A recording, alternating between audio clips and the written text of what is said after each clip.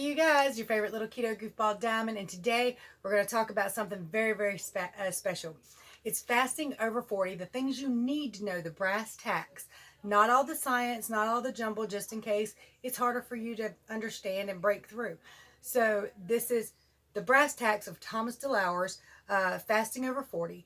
So I'm going to post his video below in case you want all the science, you want all the knowledge, and you can go over there and hear everything. But this is just a simple breakdown of it, and be looking out on ketodiamond.com because there will be articles too written to this effect with more information in them. So, you ready to get started? Let's get started. Let's do it. The first thing you need to know, and this part does not come from Thomas DeLauer, this comes from me and my experience of watching other people try fasting on keto. Now, become fully fat adapted first, okay? When you're first starting keto, your blood sugar levels are wonky. They're not sure which way they're going. They don't know what's going on. Where's their sugar coming from? What just happened? Your body's trying to figure everything out. So it takes 1 to 3 weeks to drop into ketosis for the first time. But to become fat adapted, where your body is used to burning fat for fuel and knows what to do with that fat, takes 2 to 3 months. So I would caution you to be careful trying to fast until you are fully fat adapted. All right, now that's for me. Again, he might have said it too, but I didn't hear it. Number 2, fast every other day for 20 hours. And for an example would be if you ate at 7 p.m., you would not eat again until 3 p.m. the next day. I kind of shortchanged myself on my notes there. And number 3, while fasting, consume water, black coffee, black tea, and green tea. Limit your caffeine to earlier in the day. So, I mean, that's just kind of a basic breakdown again. Now, I will add that drinking green tea will help you fast longer because it craves your hunger. Craves your hunger, yeah. Mm-hmm. So, that's a really good beverage to drink if you're trying to go for long fast, like 20 hours. But remember when they say black tea and green tea, this does not include creamers and stuff like that. Anything that can break your fast, you don't want to consume it during. So these are things that you can consume during a fast with no problem. Now me, I'm going to tell you, this is something that I'm going to implement to myself. I will. Hold on. Can I add something, please? Mm-hmm. Sodas that are diet are okay too. No. Yeah, I watched the video. Mm-hmm. It is. It's aspartame, stevia is okay. Okay, if you're going with aspartame and stevia, yes, that's what I was getting ready to get to. Oh, well, I thought you was about to say sucralose and acid potassium. Like, oh Lord, no child. No. Those are okay, even though you probably don't want to go to that route. No. So what I was going to say is certain things in diet sodas will spike your insulin levels, like sucralose, like acid and potassium. I am very careful about my diet sodas. The only 2 I found that I can have is Diet Dr. Pepper and Diet Cherry Dr. Pepper. They do not have anything but aspartame in them, which is not keto friendly for everybody. Well, actually keto friendly, yes, it doesn't spike insulin or glucose, but some people have a very big issue with aspartame. About 15% of the population will. I can have Diet Pepsi and Diet Coke. It doesn't spike my insulin, it doesn't kick me. And stuff like a little bit of stevia and a little bit of monk fruit will be fine. But we need to check your insulin levels before we can be sure that Diet Pepsi doesn't spike you at all. You know. And the goal is to not spike at all. So that's, you don't want to break your fast. And I've heard people say that they can have like 50 calories without breaking a fast. That's not true. Don't do that. That will break your fast. Now, if you're just fasting for keto's sake, if you're not actually trying to hardcore fast, do what you want to do. That's just fine. But that will break a fast. Number 4, increase your sodium levels. We're just talking a pinch of good healthy salt like sea salt or pink Himalayan to keep you from getting stiff or fatigued. Keto is not a low sodium diet. You need your sodium. And you can try something like 2 tablespoons of apple cider vinegar and a pinch of pink salt inside like 16 ounces of water. That will help you and it will not break your fast. All right, number 5 is to avoid supplements, okay? You don't want to take certain supplements, but I would just avoid them while you're fasting because some of them can break a fast and can mess with you. Number 6, work out while you're still fasting. On those days where you are fasting for 20 hours every other day, that's the prime time for you to work out in the evening. Excuse me, something's going on here. It improves your fat burning and your muscle growth, lower intensity. There's no need for pain. You don't have to hurt yourself. You just want slow, easy repetitions. Okay? And but it will help muscle growth. And muscle growth is a very big factor. As we age, we lose a lot of muscle. All right, number 7 is breaking your fast. A small meal with lean protein only, if you can. And then like an hour later, you can have your regular meal, but you want to break your fast with a small meal from lean protein. And if you can, 25 to 35% more protein. So that's always helpful. And if you're athletic, I would shoot more towards the 35%. And don't break your fast with the same protein daily. That's still part of number 7. You want to kind of switch it up. You don't ever want your body to get too used to one thing. Plus, you're not going to get multiple vitamins and minerals. When you break your fast, you want to get the good, healthy omega-3s, vitamins, that kind of thing. Now, after you've broken your fast, originally with that 1 hour, that one meal, and you waited about 30 minutes to an hour, you can have like a nice keto meal, and then 3 to 4 hours later have a second meal of the day if you want to, if you're doing a 20-hour fast. Now, on the days you're fasting, you will not be able to get as much food in.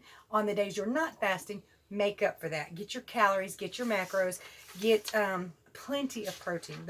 That cannot be overlooked ever, especially as you're over 40, right? Yeah. Now, number 8, improve body health results by eating like organ meats when you break your fast, or omega-3s, that's fish, shrimp, a good quality beef. Prebiotic vegetables with your after you break your fast, that meal after you break your fast. So it's stuff like artichoke, asparagus, cabbage, and broccoli. That broccoli is really good for both men and women. It has an anti-estrogen effect, which you need in your body over 40. So broccoli is something that people over 40 really should be consuming plenty of. Number 9, on your non-fasting days. That means the days you don't fast. You only want to do that 20-hour fast every other day. 16-8 is fine. You can fast for 16-8 on your non-fasting days. For example, you'll eat at 8 a.m., noon, and again at 4 p.m., and then you won't eat again until the next day at 8. So those are fine, the 16-8. Little to no snacking, no's preferably, but if you must, little snacking. Make up your last calories and nutrition from the days you've missed, from the days you're off. I think I've already said that, but that's important. You need your calories. Your macros are important. You don't have to hit them on a daily basis, but you do need to maintain all the vitamins and nutrition in your body. So you just can't push that far enough. Number 10, supplements should be kept to a very bare minimum. And not while fasting. You should take them after fasting. But iodine is very important for the thyroid. Find ways to get iodine in. That's going to help you. White salt, he said, was, good with iodine, but lousy with all the other nutritional minerals. So you're going to have to find a decent way to get iodine. Boron for men, 6 to 9 milligrams a day will help with your muscle, your strength, your energy, and your libido. So that's good. He said saw palmetto. CoQ10, 300 to 600 milligrams to deliver energy. It moves the energy throughout your body. Now, you can take that in a supplement, or you can eat the organ meats or some good vegetables and beef and stuff that have CoQ10 in them. If I ain't mistaken, he said that last one you should take even if you're keto or not, that it's just, it's free calorie burn. It creates your energy to start moving all through your body. So it's something, even if you're not going to fast, you probably should still take that. Number 11, and this is an important one, taking breaks from fasting. Even us on keto are not immune to a slowed down metabolism. We are not. If you do any one thing solidly for a long period of time, you will slow down your metabolism because your metabolism is used to that. And then anything you do, your body will overreact to. So what he recommended was doing the on and off every other day, 20-hour fast and 16-8-hour fast. And then after 4 to 6 weeks of that, taking 1 to 2 weeks off of fasting and not fasting at all for 1 to 2 weeks. You never want your body to get used to one thing for too long, because then if you do anything else, if you deviate at all, your body overreacts to that. And I can add to that, it's the same thing my instructor told me about lifting weights. She told me once I've been lifting for 3 to 4 months that I need to find another routine. Yeah. Because my body's going to get used to that and it's not going to work the muscles. It's the same thing. Yep. It keeps your metabolism going better. It keeps your muscles guessing. You don't ever want to get in a rut, because if you get in a rut, you will stall. You can also have diet rebounds. Like if, let's say you've been doing this so long and you say, screw it, I'm out, and you go and have an Oreo, your body's going crazy, okay? And you could regain all your weight by simply backtracking. So keep your body guessing. And that is everything Thomas DeLauer said about fasting over 40. I wanted to bring this to the table because this is something I plan to implement here in the next day or so and start 20-hour fast. I'm not sure I'm going to be able to do it because, quite honestly, after about 16 hours of fasting, well, I think if she uses her own notes and try to use some of the things that you can do to prepare you for a 20-hour fast. Right. Like, for instance, if you know you're about to start a 20-hour fast, eat really high-fat foods. Yes. It's going to last longer. It's going to help you get through the fast a lot easier. Drink green teas. Drink some high caffeine in the mornings. All this is going to help you. So yeah, that's true. So, and like he was saying, there is a way to begin a fast, which Thomas Lauer went over too, didn't he? Yeah, I was planning on doing that, but go ahead. Are you sure? Yeah, go ahead. Okay. So, I mean, when you're starting a fast, if you go ahead and you get all of your fats in, all your minerals, your macros, it will help you prolong that fast. Stuff like coconut oil, stuff like, not during your fast, but before you start your fast, the last meal before you start your fast. The way I understood it was, when you fast, once you get into a certain level of your fast, your stomach shrinks and your cravings go down. And when you eat high protein and high fats, you doesn't expand your stomach nowhere near as much as if you was to eat carbs and stuff like that. Right. So you will achieve that smaller stomach a lot faster. And then to get you through the fast, you might start getting a little bit hungry, but you're not starving. You're like, oh, I could eat, but I'm fasting. I'm good. Your body has the vitamins and minerals stored up, but you can't.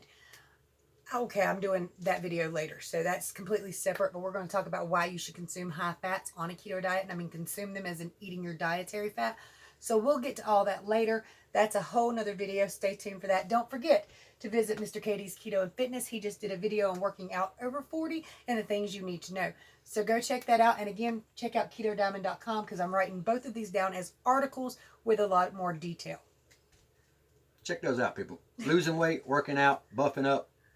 It all applies to you. So just go check it out. It's good stuff. Or just getting healthy. Much love to you guys and dolls. Don't forget to like, subscribe, share, and ring that bell. Bye, y'all.